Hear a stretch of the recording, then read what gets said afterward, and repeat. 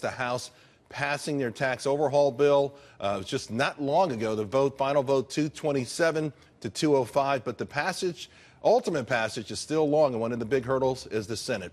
13 Republicans, by the way, voted against the measure, and one of those no votes joins me now, Congressman John Faso, a member of the Budget Committee. Congressman, thanks for joining. Thanks, Charles. Nice to be with you. It's great to have you here. 13 of your colleagues, New York, New Jersey, and California, Congress personnel, people rather. A lot of people are saying that those no votes were selfish, that you were looking out for the interests of very wealthy blue states who are being subsidized by poorer states in this country, and many people are wondering why still the 13 of you voted no. Well, frankly, I'm offended by the notion that we are somehow being subsidized by other states. In fact, New York taxpayers send almost $50 billion more to Washington than it receives back. But that's not the critical issue for me. It is a concept of federalism. The federal government, with this tax bill, is reversing 104 years of policy which says that we're not going to double tax the taxes that are paid by citizens of a state to their state government or their local government. That's been the policy of the federal government since 1913, when the federal income tax was instituted. And now, as of January 1, 2018, we're all of a sudden going to tell people who've already made institutional arrangements and living in states like New York and New Jersey and California that they're aware of those high taxes, but they could always deduct those against their federal taxes. Now we're going to change that precipitously, and I think that's really the concern. Now, for New York State, it's going to blow a hole financially, I think, because we're already losing people because of our high tax status.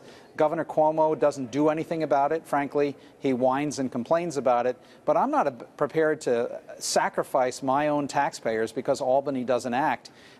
People in good faith have made these assumptions as to the deductibility of federal taxation. They have 104 years to base it on. I get that, but also in 1913, the first tax rate was 1%. So we've come a long way since then, and we've got to pay for it. And you know, again, the idea of sending Congress, electing officials, sending them to Washington, D.C. to find compromise and to move the ball forward, if ultimately the 13 here who voted no and others could potentially block this, would you go that far? Would you take the stand that far to ultimately block what would be a significant major legislative win, something that hasn't happened since Ronald Reagan, something that is otherwise a proven mover of the economic needle? Would you deny that to America?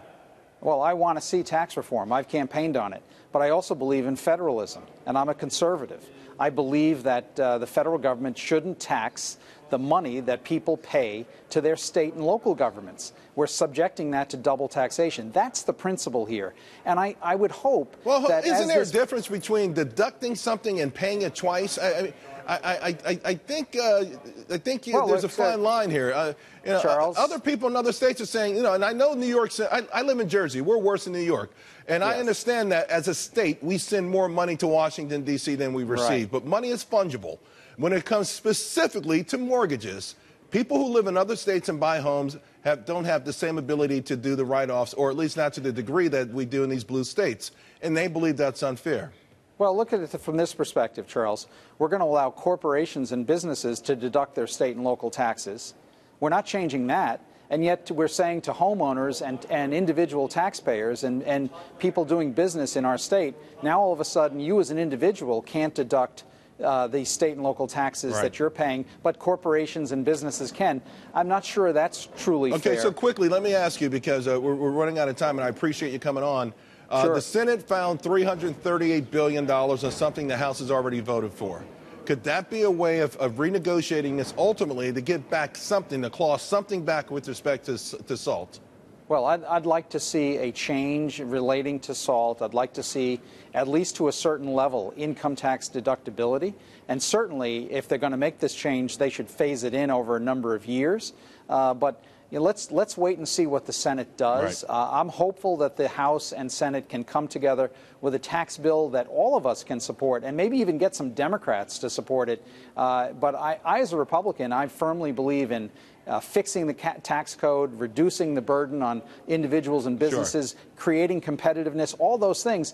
But they're doing it right now at the expense of a small handful of state taxpayers who are paying the bulk of those taxes in a couple of states, and they're the ones that are going to subsidize this entire thing. I hear you. I think you've lost the public relations part of this, but perhaps the negotiating part later on down the road with your colleagues, particularly in the Senate, maybe you'll get some of this back. Congressman John Faso, thank you always for coming on the show. We appreciate it. Thank you, Charles.